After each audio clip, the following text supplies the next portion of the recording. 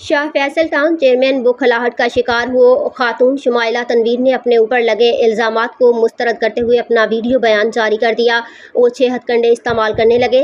गौहर खटक ने अपने इख्तियारात का नाजायज़ इस्तेमाल किया और मुतासरा शुमाइला तनवीर खातून की ज़ाती प्रॉपर्टी पर मुबैना कब्ज़ा और तोड़ फोड़ करके बज़ाते खुद कब्ज़ा किया और शाह फैसल टाउन की मासूम अवाम की आंखों में धूल झोंक कर खुद को हीरो बनाया गया। शाह फैसल टाउन में एक संगीन वाक़या उस वक्त पेश आया जब शहरी शुमाइला तनवीर खातून ने अपनी ज़ाती खरीदी हुई ज़मीन पर दीवारें खड़ी की। उस वक्त शाह फैसल टाउन चेयरमैन गौहर खटक अपने सरकारी अफसरान और सस्पेंड राशि अफसरान के साथ मिलकर मुझ पर तशद्दुद किया और मीडिया और सोशल पर मन घड़त प्रोपेगंडा किया और झूठे इल्ज़ामात लगाए। बहैसियत एक खातून मैं इन गुंडा अनासिर से लड़ तो नहीं सकती, लेकिन मैं आवाज़ और मुकदमा हुकूमत वक्त और अदालत उज़्मा के सामने पेश करती हूँ। टाउन चेयरमैन गौहर खटक अपनी गैर कानूनी सरगर्मियों करके मुझे जान से मरवा सकता है, लिहाजा मुतासरा खातून ने वज़ीर आला सिंध, IG सिंध, कमिश्नर कराची समेत दीगर आला हुक्काम से इंसाफ की फराहमी की अपील की। अस्सलाम वालेकुम, मेरा नाम शुमाइला है। मैंने अभी थोड़ी देर पहले एक वीडियो देखी है। कोई मोहम्मद फ़ारूक साहब हैं जिन्होंने किसी फोरम पे खड़े होके मेरे बारे में कि मेरे पास पेपर्स जो हैं वो फेक हैं और मैं जो हूँ वो कब्ज़ा माफिया हूँ। अच्छा, ये आपने कर दी सुनी सुनाई बात। देखिए, अल्लाह पाक ने जहाँ इज़्ज़त दी है ना आपको, MP हैं आप शायद, क्योंकि मैंने अभी देखा उस पर लिखा हुआ था कि MP है मोहम्मद फ़ारूक।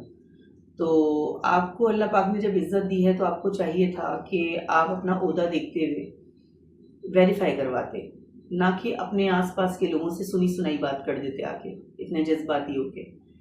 देखिए, उस इलाके में शाह फैसल में रहने वालों के जो मफादात थे, उन्होंने मेरे साथ क्या सलूक किया और उनके मफादात पूरे ना होने पे जो सलूक उन्होंने किया, जितनी बार वो उस जगह पे ज़मीन पे आए, उन्होंने कितनी बार दीवारें तोड़ने की कोशिश की, फिर वो रुकी, फिर वो पेपर दिखाए गए, फिर वो 15 बुलाई गई, फिर वो बहुत कुछ हुआ।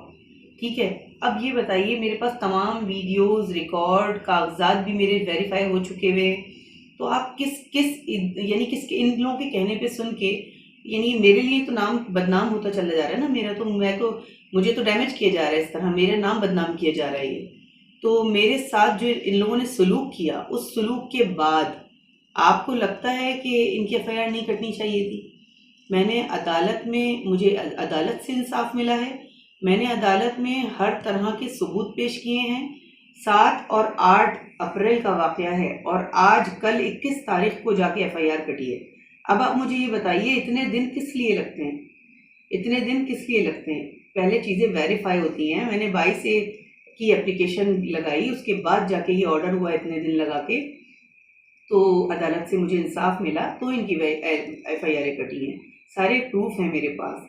दूसरी बात ये कि आपने वेरीफाई किए बगैर मेरे लिए जिस तरह बात कर दी और जिनके कहने पे की, मैं समझ सकती हूँ। और सैफुद्दीन जो हैं वो हाई कोर्ट में गए हैं, उन्होंने कोई स्टे नहीं लिया, उन्होंने एक केस किया जो कि बैनर लेके और एक ड्रामाई अंदाज में कि जी पार्क पे कब्जा हो रहा है, और पार्क पे कब्जा हो रहा है पार्क के सामने खड़े होके। उसके बाद जब उन्होंने अदालत में केस दाखिल कर दिया, मुझे, कमिश्नर ऑफिस को और बाकी तमाम लोगों को नोटिस गए कि हम भी जाएं, जाहिर है अदालत में, हमने भी जाके वकालतनामे अपने दाखिल करवाएं और अपने पेपर्स दे दिए हैं। तो उस पर अब देखा जाएगा, कमिश्नर साहब से रिपोर्ट कमिश्नर ऑफिस से मंगाई गई है, जब आएगी उस पर देखा जाएगा। और कमिश्नर साहब से भी मेरी अपील है कि मुझे इंसाफ दिया जाए और मेरे लिए मेरे पेपर्स की वेरिफिकेशन करा के अदालत में जल्द से जल्द रिपोर्ट आए ताकि मुझे इंसाफ मिले। दूसरी बात ये कि इन लोगों ने जो भी किया, बगैर, इनके अपने मफादात थे शाह फैसल टाउन वालों के, रेवेन्यू की ज़मीन पे, प्राइवेट लैंड पे मैं खड़ी हो रही हूँ, कराची सर्वे वाले मुझे डिमार्केशन करके दे रहे हैं, और अब आप सोचिए टाउन का क्या वास्ता है, क्योंकि बराबर में पार्क आ रहा है, ना वो मुझसे पेपर ले रहे हैं ना वेरीफाई कर रहे हैं। क्यों? क्योंकि ये किस्सा अभी का नहीं था, ये 4 फरवरी से शुरू हो चुका था। जब इनको पता चला डिमार्केशन हुई है, तो उसके बाद इन्होंने 5 फरवरी को मेरे कागजात चेक किए, कब कब क्या क्या हुआ, मुझे, मेरा ख्याल है अभी इतनी लंबी डिटेल नहीं कर सकूंगी, सबको मालूम है क्या हुआ। और मैंने एंटी करप्शन में इन पे केस दाखिल किया, प्राइवेट कंप्लेन, और मैं एंटी करप्शन वालों को तमाम सबूत दे चुकी हूँ, कमिश्नर ऑफिस में तमाम सबूत दे चुकी हूँ, लोकल गवर्नमेंट के ऑफिस में, सेक्रेटरी साहब के पास इनके इदारे में दरख्वास्त लगा चुकी हूँ, तमाम सबूत दे चुकी हूँ। इसी तरह जहाँ जहाँ मुझसे करता बना मैंने किया, क्योंकि इन्होंने जिस तरह मेरे साथ पूरी टाउन की मशीनरी लाके सब ने जो पावर शो दिखाया, मैं खड़े खड़े चार दीवारी खत्म होके मैदान में खड़ी रह गई। और जो सलूक मेरे साथ किया, जो मेरे साथ, बस वो सब कुछ FIR में है। मजीद मैं इस वक्त तफसील नहीं करना चाह रही हूँ, क्योंकि बस मैं इतना कहना चाहती हूँ कि आप लोग ये मुझे कब्जा माफिया कहना बंद कीजिए, मुझे बदनाम करना बंद कीजिए, इदारों से जाके वेरिफिकेशन लीजिए। क्यों मुझे फिर अभी बैठने के लिए मैसेज आ रहे हैं? क्यों इस बात को यहीं रोकने के लिए मैसेज आ रहे हैं? अगर आप लोग इसी तरह बातें बढ़ाते रहेंगे और आगे आगे झूठी झूठी बातें फैलवाते रहेंगे तो किस तरह चलेगा? मोहम्मद फारूक साहब, आपको पूरी बात शायद मालूम नहीं है, और मेरा ख्याल है आपका और मेरा कोई ऐसा वो भी नहीं है वास्ता जिसमें मैं आपको कुछ कहूँ, लेकिन आपने मुझ पे आज इल्ज़ाम लगाया है और ये गलत इल्ज़ाम लगाया है। पहले आप वेरीफाई कीजिए, फिर बात कीजिए।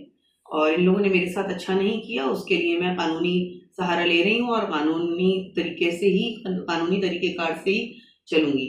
और मैं आर्मी चीफ साहब से, CM साहब से, कमिश्नर कराची साहब से, IG सिंध साहब से, सबसे अपील करती हूँ कि ऐसे कब्जा माफिया और मुनाफिक लोगों से जो है वो मुझे खतरा है, डर है, मुझे अपनी जान का खतरा है।